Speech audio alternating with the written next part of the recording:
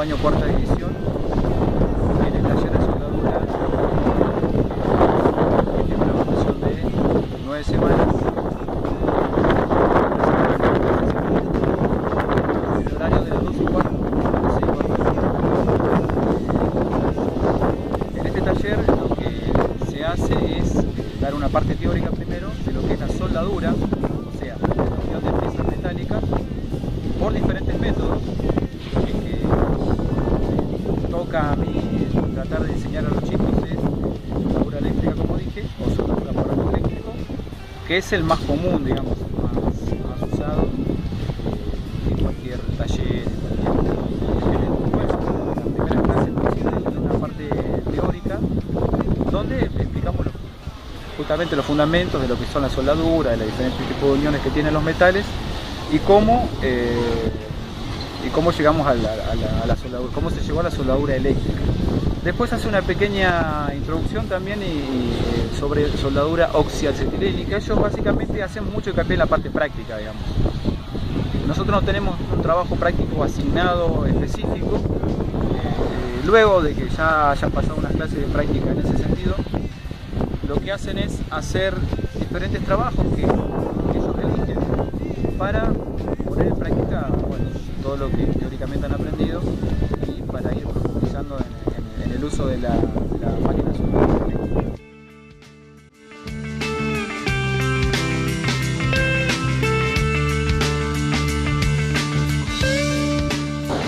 Voy a tratar de explicar brevemente cómo es el funcionamiento de la soldadura eléctrica o soldadura por arco eléctrico. Para eso necesitamos la máquina soldadura que vemos acá abajo. Esta máquina es de 400 amperes, sería la potencia de la máquina, ¿no? La capacidad de la máquina para soldar determinado tipo de material. La soldadura eléctrica tiene la particularidad de que uno la puede regular, digamos, aumentar su potencia de acuerdo al tipo de material que necesitemos soldar. Si necesitamos soldar un material fino, un hierro planchuela relativamente fino, la potencia de la máquina no necesitará ser tan alta. Si necesitamos utilizar para unir piezas y materiales más gruesos, entonces podemos, digamos, subir la potencia de la máquina. Consta básicamente de una pinza portaelectrodos, que es la que yo tengo en la mano, ¿no es cierto? La palabra lo indica, donde colocamos la varilla de electrodos, que sería el material de aporte de la soldadura. Es el material que se va fundiendo sobre la pieza que queremos unir. Estas varillas de electrodos vienen de diferentes diámetros, ¿no? Que también tienen que ver con, digamos, el espesor del material que se vaya a soldar. Para que se pueda formar el arco eléctrico, es necesario que esté conectada al material que vayamos a usar lo que se llama pinza de masa, ¿no es cierto? Entonces, entre la pinza de masa y el portaelectrodo, digamos, se produce el arco eléctrico. La temperatura que alcanza es muy intensa, alrededor de los 3000 grados, y es lo que permite que el material se vaya fundiendo sobre el material que vayamos a unir. ¿De acuerdo? Acá, por ejemplo, los chicos estuvieron realizando una parrilla. Ahí vamos viendo cómo ellos han soldado. En este caso tenemos una parrillita que está hecha con barrotes de hierro liso, ¿no? Y otra parte donde ellos han colocado un tejido o una malla relativamente chica. Así que bueno, la soldadura eléctrica requiere de cierta protección, porque cuando se genera el arco eléctrico se producen rayos ultravioletas muy potentes y una máscara que es totalmente, si yo miro para el otro lado no veo nada, totalmente oscura, pero cuando se empieza a formar el arco eléctrico voy a poder ver claramente qué es lo que estoy soldando y dónde estoy soldando. De esa manera protejo la visión y también protejo mi cara de la emisión de los rayos.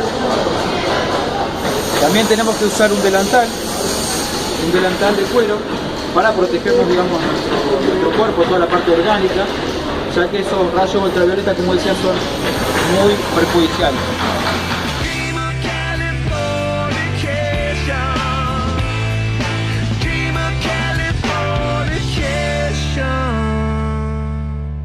Acá tenemos un elemento que nos va a permitir poder soldar un tipo de soldadura que se llama oxiacetilénica. Esto es un soplete, lo que estoy teniendo en la mano, y este tipo de soldadura es útil cuando necesitamos soldar, por ejemplo, chapas, ¿no?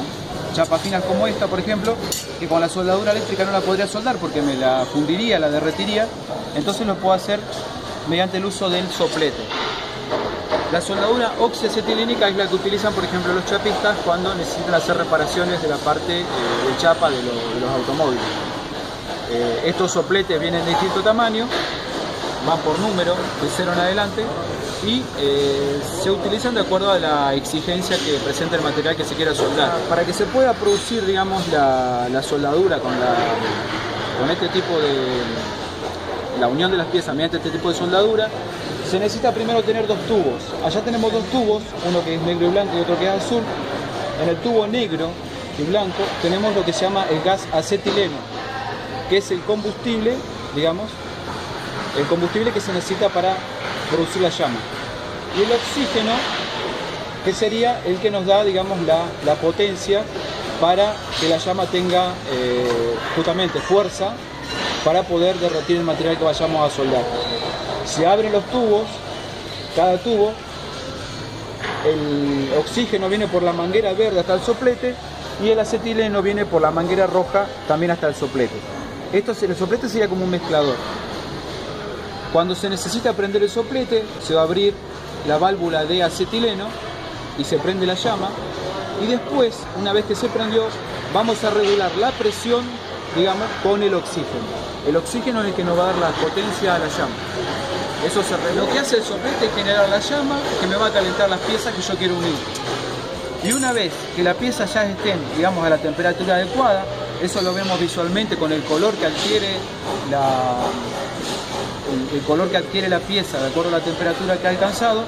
Y luego, cuando el material de aporte en este caso puede ser, si es una chapa común, puede ser un alambre llamada de fardo, de enfardar, que perfectamente sirve como material de aporte y se va depositando, digamos, sobre el material que vamos a unir con el soplete con la llama adecuada.